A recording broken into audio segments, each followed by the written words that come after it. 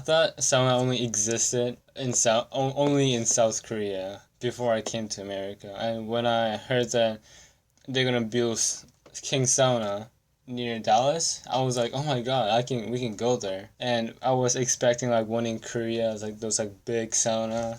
There's like third floor, fourth floor, and you have a gaming floor and whatnot. But it's a still sauna in here, but not as big. Um, it has some features, but not a lot comparing to the one in Korea. Oh well, the one that I lived in. I was really surprised when I went to King Sauna because there were a lot of American people actually bathing in hot waters naked with every other Koreans because I thought they would think that our culture is really weird, so they won't accept the fact that we like take our clothes and then get into hot water all naked. And at first, I thought it was weird. Oh, well, I didn't think it was weird when I was young, but as the days passed, I thought it was weird because I was kind of I think American culture was affecting me a little bit, but I still bathed naked with a lot of men. Also, in sauna they have um, there's like hot water and there's like so many different kinds of hot waters. And it's like minimum or like 100 Fahrenheit water, and then there would be like 110, and then there would be 115, going up like that. Well, it's not like well, it goes by like two numbers, adding like two numbers each section. But like even though it's like two different degrees, you can feel it.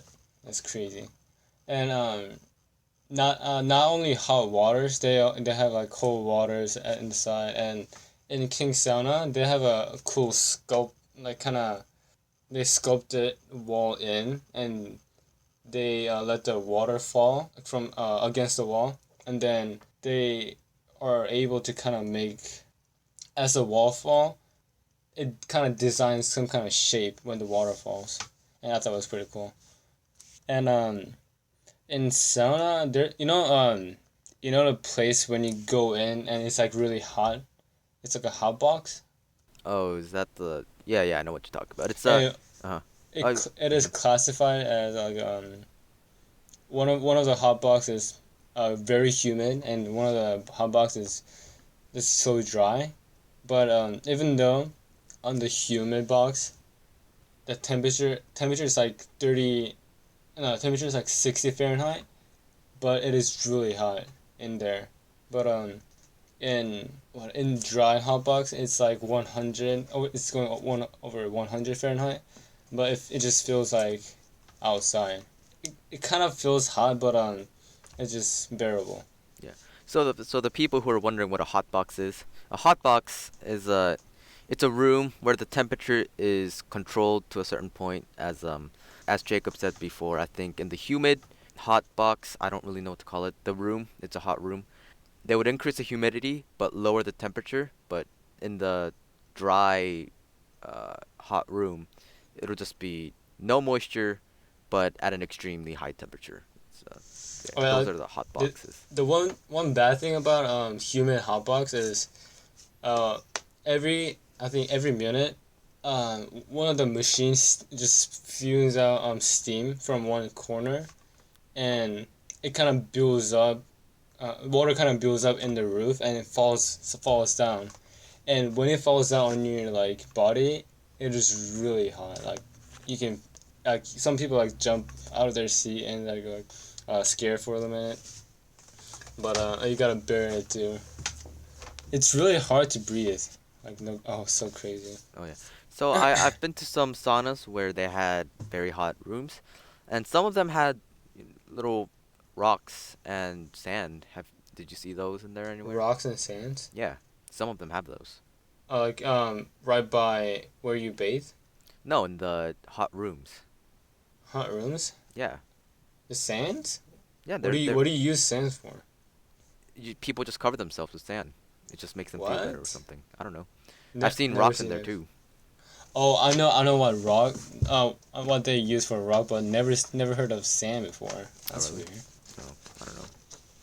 I think honestly, but Oh, yeah, I heard from Dad, but he said the reason why the only reason why we go there is to get our dead skins, or like take the dead skins out from my body, and every time you enter hot room or hot box, your pores kind of opens up, and it lets out those dead skins, and then later on, what are those little towel called, and where you like rub your skins against and your dead skin come out. I don't think America really has a word for that. Should we call it What it is, it's like a towel that it can be very long or it can fit on your hand like a glove. And it has very rough texture, and if you rub your skin with it, all of the dead skin is easily removed from the surface of your skin. So I don't think America has a culture where they peel off their dead skins. yeah, I don't think so either. I think they just use body wash and just Mm. clean themselves, and that's it, I think. And I saw one of the TV shows for Korean TV shows, and one of the American guy was like, "I'm clean. I don't have those dead skins." And as soon as they um, rubbed them with those towels, Hmm. he was like seeing all those black things come out. I was like, "Oh my god, what are those? What are those? What are those?" But Yeah. Anyway, though, after you bathe, um, you get out, and there's like you get out of where you bathe, and uh, well, how do you call those 불가마? What are those called? hot rooms. it's it's really yeah. There's like another hot rooms. There's like bunch of hot rooms like across the hall, like outside of where you bathe also. So after you bathe, you go to hot box again, and then you go to the hotter one, and then the hotter one, and then you just kind of chill there. That's basically sauna in Korea.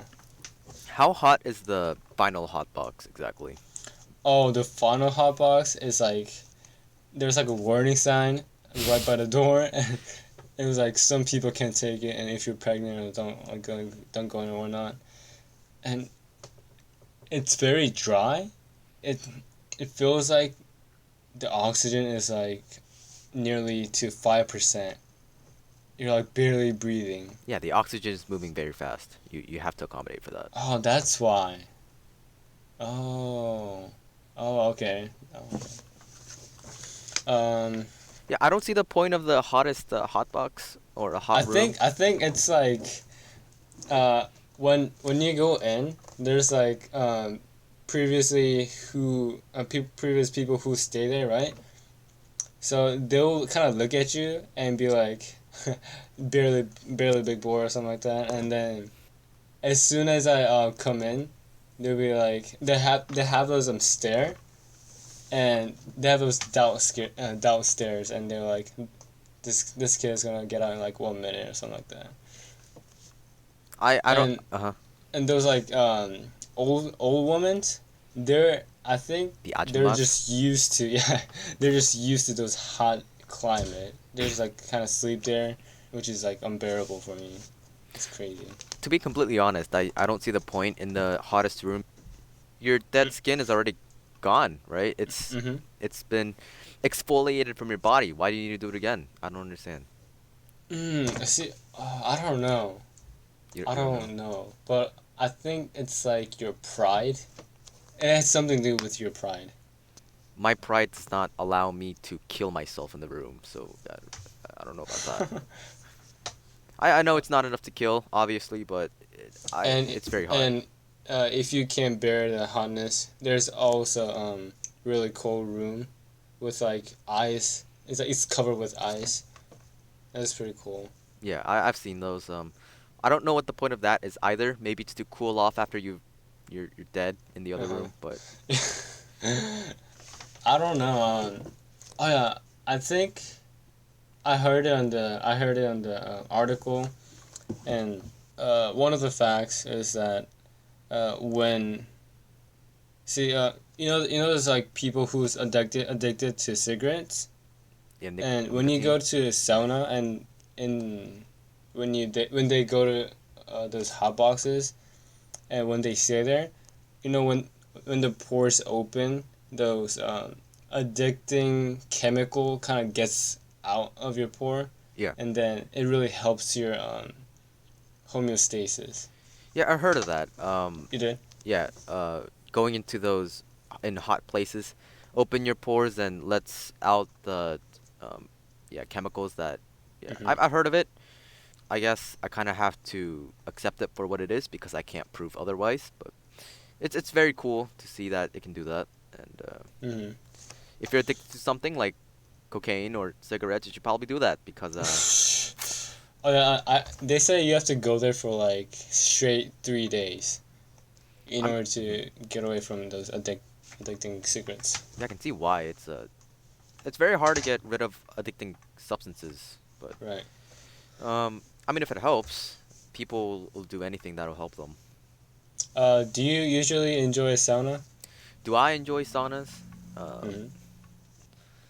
I haven't been to one in a while, but the Have you been one of those sauna in America? yeah, it was in Atlanta. I went Oh to really? Atlanta, and it was with my aunt, I believe. And so we went in, and they suggested that we sleep there. And I think Oh yeah. yeah, I was elementary school. I was around fourth grade, I Mm. believe, and I couldn't take it, so I had to get out. They were sleeping there. I could not sleep. It was unbearable. I couldn't do it. Yeah, people sleep there. I thought it would be like really uncomfortable. Anyways, I mean, you don't need a blanket. let's see. So you also wanted to talk about school technology, it says on here. Oh yeah, school technology. Do you like those digital classrooms? Do you mean digital classrooms as As in, like you Chromebooks? enter your room and then straight up you grab your laptop and you start working on your laptop. Yeah, I don't know how to feel about that, mostly because I don't know the efficiency rates on that because it's a very new thing, so I don't really know how it works, but do I like it? I don't mind it as long as, the class gets stuff done, I don't mind it. Hmm. I just But like you seem to have a different opinion. I just don't like the fact that um, because of digital classroom they started avoiding lecturing. Did you realize that? Uh, I'm trying to think because I have plenty of classes where my teachers just lecture. So In your digital class? I guess they're not technically digital, I guess. Um, I mean, if we take our chemistry class as an example, Hmm. Well, is that a digital class? It goes half and half. It's probably because we use half of digital class and half just normal class because the teacher doesn't really is she's not really familiar with those technology. That's what she said. so what class are you talking about? Give me an example that I can relate to. It's for social history. Oh no, social studies. Social studies? Okay. Uh-huh. And English class. And we have to make those infographic. You know, those infographic for books that you read. No. Do you do those? No. No. Uh, See, what it is basically you have to um, uh, summarize. You have to summarize your book, and then you have to kind of make it visual and graphic. Oh yeah. Yeah, I just don't like that. I don't think that's them avoiding lecture. I think that's just giving you more homework. Yeah, I, well, a lot of people. I asked them if they like a digital classroom, and I think for most of them, 70% of them don't like them. Well, that's because they have more work to do. And students naturally don't like work. Hmm. And you know, it's like books that you have to read online. No. Yeah, like my eyes hurt when I have to read online. Yeah, online books and just online articles in general, just they're they're not for me. Hmm. I have to use those glasses because my eyes are burning inside my sockets. Oh yeah, that's basically it for my opinion about digital classroom. You don't like I them? I just don't like them. I don't know. Like it just Is it because of the workload you don't like them? um I'm pretty much conservative. You're I just like conservative? yeah. So do you like the traditional paper and pencil route? Mhm. Well, I kind of like it when digital classroom kind of does the more advanced cool stuff such as um well you don't have to turn in your your homework physically, but you can turn in your homework digitally. Well, that's a really good one, but overall, I just don't like it. Well, what you named is just an alternate way to turn in homework. Hmm. I don't. Okay, so your general statement is you don't like technology then? No, I like technology, but I don't like using technology at school. I just want it traditional. So you want people to just use paper and pencil and paper with just different ways of turning in homework? Mm-hmm. Because if you use pencil and paper, you can only um, turn it in physically. Well, yeah. It includes that part. It doesn't matter for me if I turn it in physically because I'm always on time. But Oh, yeah. I don't. Well, you say you liked it, right? I don't mind it. No. Uh, I'm I kind of mean, I just don't like the fact that it's different. you don't like that. I'm not It sure if I can go with changed. you on It that one. changed. I'm not sure if I can do that Okay.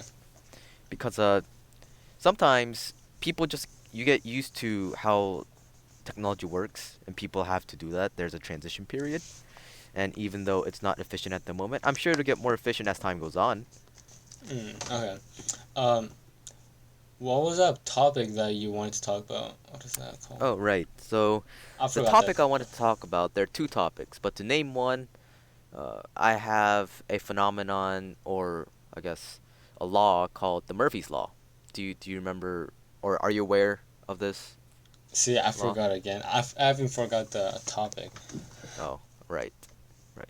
Because I want to tell the listeners or the audience this that we tried this before and I brought this subject up before, but there were some technical problems that forced us to do this another time. Although this one's very different from the last one, this topic was mentioned but not elaborated upon. So here we go, elaborating on the topic. So the Murphy's Law states that anything that can go wrong will go wrong. Oh yeah. Yeah. D- so do you agree with the statement, or do you agree with the Murphy's Law? Anything that can go wrong, go wrong. Yeah, will go wrong. Do you agree? So you're just basically saying if you're bad, you're bad. No, no, no, no. This is a game. This is a game of no, no. This is a game of probability, Kim. It's Can you throw me some example? so let's say you are asking out someone that you really like, and because there was a probability that she will say no, she said no. Okay. What do you think? Do you agree? So is Murphy's law kind of emphasizing the possibility because of the way you think? No, it's just mostly saying. I think the message we need to take out of Murphy's Law is always be prepared, but um, Well, is that a theory? Is that a theory? that's not a theory. That's what it's just what Murphy's saying is a law. Then can it It's be a like definite thing. can it be other way around? If it can go right, it is right. It will be right. I don't know. He never said anything about that. Why is it negative? What? Why is it negative? I think he meant it to tell people to be careful if something can go wrong. But yeah, that's what the Murphy's Law states. It's negative. I don't know. That's what it Is said. this is So do this you? is this foreshadowing? Is this foreshadowing my copyrighted music or like my art? Maybe. I don't know. So do you just want to look up Murphy's Law then if you can't, take my word for it? Okay, sure, sure. Because I'm gonna need to cut out me trying to explain it because I sound like an idiot. So you might as well just you know. Okay, I'll look it up right now. An adage of epigram that is typically states as anything can go wrong, will go wrong. I feel like if it can go wrong, it could also go the opposite way. So you disagree with the Murphy's Law? Like I don't like the fact that it's very negative. Oh, Why is it okay. gotta be so negative? Like Well, was he in a depression when we said this when he was setting up this law? was he depressed when he was I perhaps I I sure. don't like I don't well, let me find an example. There is a very long road upon which there is one-way bridge placed at random, and there are two cars on that road. It follows that first the two cars are going in opposite direction, and two they will always meet at the bridge. That's an okay example. Yeah. Although it's a one-way bridge, so I don't know how two cars got in there in the first place, but that's a decent example. One of the examples like smile tomorrow will be worse. What? What? I'm not sure if that's a correct example there, but do you get the gist of it? So it's gonna go wrong no matter what. If it can, yes. Huh. I just don't like this. I don't like this one. Okay, but do you think it's true? Um. So it's like if you think that you're not gonna pass the test, you will not pass. Well, it's more like saying if there's a chance that you will not pass the test, then you will just not pass the test. That's not true. That's not true. So you don't think it's true? No. You don't think that mitigating all bad options should be a necessary thing then? It is not always true. That's what I'm saying. It's a theory. Okay. It's only a theory. It's not really proven. And it is proven that it is not true. It is true. Well, it is not true. Okay. Do you think it is true, but Chen? I think there's a ring of truth to it. I do think so. What do you believe so? It's because of the fact that I I believe in covering all your options. And so Murphy's Law states that if something can go wrong, it will go wrong to reinstate. And so I believe in doing anything I can to cover up the bad options so that everything can't go wrong. Okay. And so I kind of take that to heart and I say to myself to make sure all of the bad outcomes are accounted for. That's what I believe. Hmm. Okay. Oh, yeah. So would you do that if you had the ability to cover all of your bases? Um. Well, can you say that again? If you If had I the were ability to cover all your bases and to cover all your options and to make sure nothing goes awry, would you do that or would you not waste your efforts and rely on probability? I will make sure I will make sure that it will happen. But you have to use your effort, which Right. sometimes I think you are not the most fond of. Well, it Well, if I can, I will try. And if it is must, I will do it. And I will make it happen. Okay, okay, that's fair. Yeah. Because I believe in the philosophy of that also, which is yeah, make sure nothing bad happens. But I don't know what's wrong with Murphy. Like, what? I don't think anything was necessarily wrong with Murphy. I think he was His, just a what the fudge? I don't like him. Even though I never met him. you don't like him? I don't like the fact that he's negative. Okay, okay. But will you will you remember Murphy's Law when you're going throughout your life to perhaps remind yourself of certain things? Do you think you'll do that now? Or has this been completely fruitless? Or Um, wait, I'm trying to think of an example of this Murphy's Law. And I know I can, say one of the example. Let's see. Wait, what is it? What is it? If anything can go wrong, it can go wrong. It will go wrong. See, I'm still not getting Murphy's Law. you don't get it? I don't get it. Oh, I know the meaning. But I don't get why he said it. Is there like a history behind this? Well, let's see. Oh, it says the origin of Murphy's Law is from the sea, when seafaring was quite popular back in the day. I would have to probably guess this probably in the 1800s, 1700s maybe. Okay. Um, and so apparently when you're at sea, anything that can go wrong, such as food shortages or water shortages or um, I don't know, a sail tear or something. I don't know, Mm. something like that. If it could happen, then apparently at sea it did go happen. And so the crew would do anything to try and mitigate it or to just get rid of that possibility in any way, it seems like. Mm. And so it seems like that's where Murphy's Law came from. And now you know why they're so negative.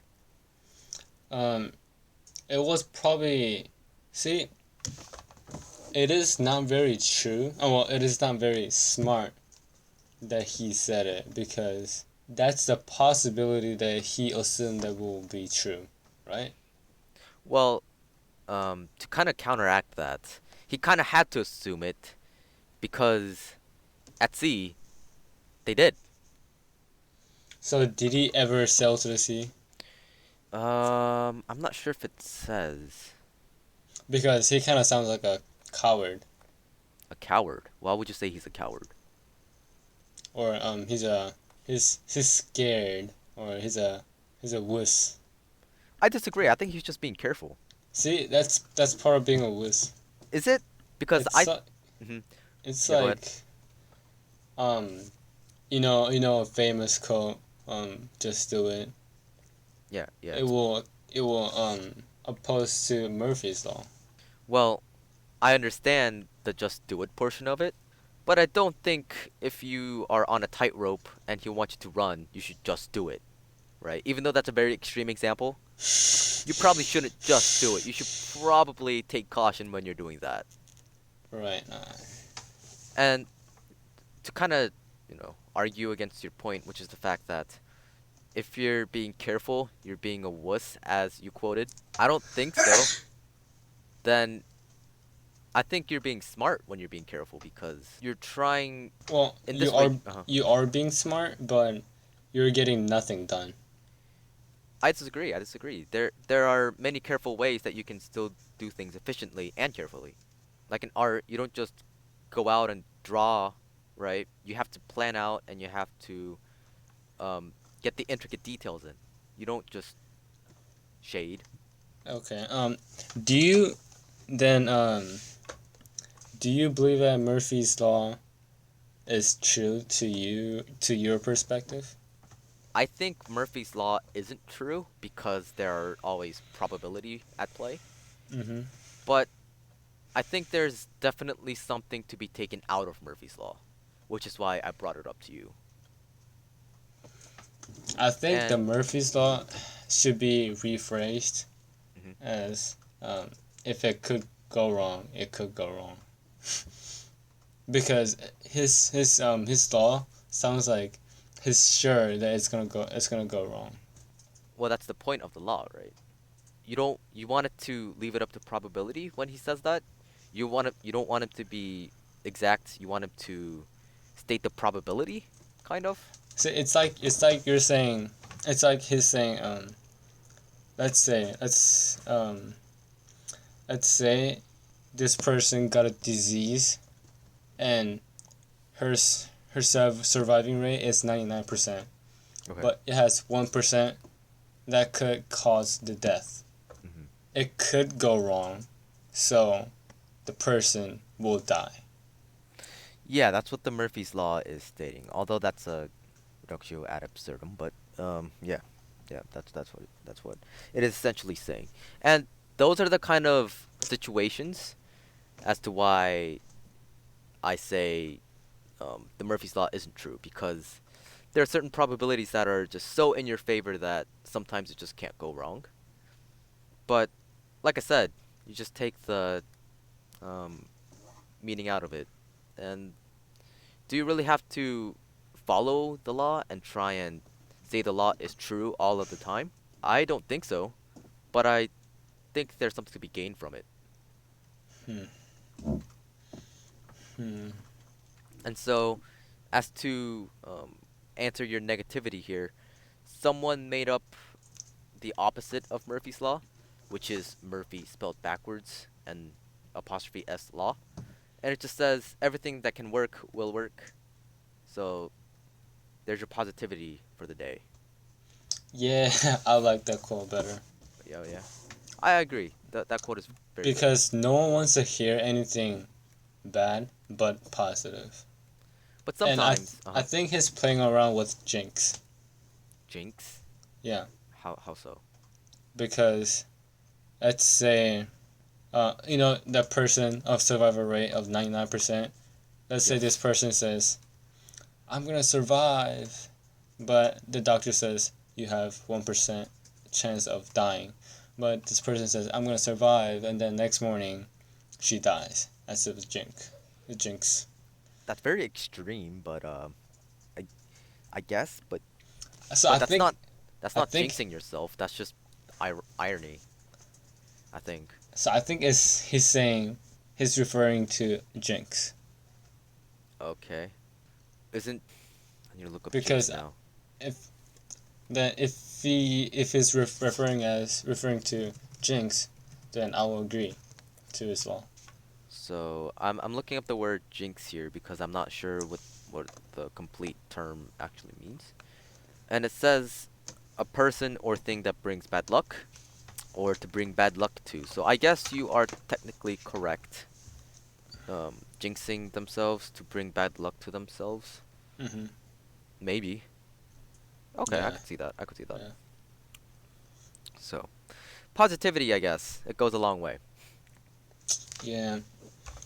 See, I think I will never hear this law ever again in my life because my motto is very positive, and I What is never your heard motto? this. Is this law even like popular? I don't know where I've even heard of this, but I heard it somewhere, so it must be out in the public somewhat, is my best guess. I'm gonna assume that because I'm not hearing this word at all or this law at all, I'm gonna assume that it kind of died away after like 1700s. Alright, you believe whatever you want to believe. So what is your motto? You mentioned the motto. What is your motto? If anything can go right, will go right. Sounds awfully familiar, but okay. I'll call it Jacob's law. Call it Jacob's Law. But some already took that. So some already has, the saying and they put a title to it already. Really? Yeah. Who said that? I don't know who, but I'm sure there's a law. Okay, okay. I'm gonna search it right now. Alright, okay. I'm gonna reserve my quote. Are you gonna copyright it? No more copyrighted for me. Trademark? Okay, who said this? Oh, someone already claimed it. Well, that's too bad. I don't know how to say this word. YHPUM. Yeah, that's Murphy backwards. I already stated this law to you. Oh, you did? Yeah. Oh. Were you not listening? I thought you were joking. No, I wasn't joking. Why would I do that? I wouldn't give you false information. I would never do that. Yeah, I'm not gonna ever follow Murphy's Law again. Oh yeah. It seems like it kind of sounds like Me. you agree to you. Do you like this quote? I like this quote because it has given me valuable information, but the information that it states in itself is not a good one. Has it changed your thoughts after you read this quote? Of course. Any No. any words, even if it's a very minuscule amount, has an impact on you. Every word. I, I mean, no. Okay. I mean, I'm not meaning that, but has it impact your life through Murphy's Law? I'm not understanding the question. Um, do you like this quote at all? Do you I've like already this answered quote? this question. I do Oh, like this you, quote. you do. Then is this quote inspiring? The way I took it, it conveyed the complete opposite of what it's actually saying. Almost. Not Okay. really, but yeah, to, cover all the bad options, make sure they don't happen is what I got from the quote. And Okay. so that's why I like it. It has impacted my life in many different ways. Okay.